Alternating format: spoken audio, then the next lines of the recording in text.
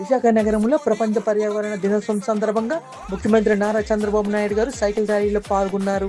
ఆంధ్ర విశ్వవిద్యాలయం క్యాంపస్ నుంచి Novotel hotel వరకు సైకిల్పై ప్రయాణించి పర్యావరణ పరిరక్షణపై అవగాహన కల్పించారు.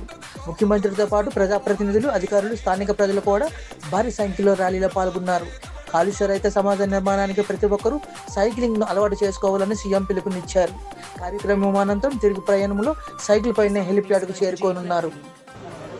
ఈరోజు నేను వరల్డ్ ఎన్విరాన్మెంటల్ డే రోజున విశాఖపట్నం వచ్చాను. మొట్టమొదటిసారిగా యూనివర్సిటీ క్యాంపస్లో చెట్టు పెట్టాను. యూనివర్సిటీకి ఒక డైరెక్షన్ కూడా ఇచ్చాం. ఒక యాక్షన్ ప్లాన్ తయారు చేయమన్నాను. ఇందులో క్యాంపస్ ఒక ఆదర్శంగా తయారు చేయాలి.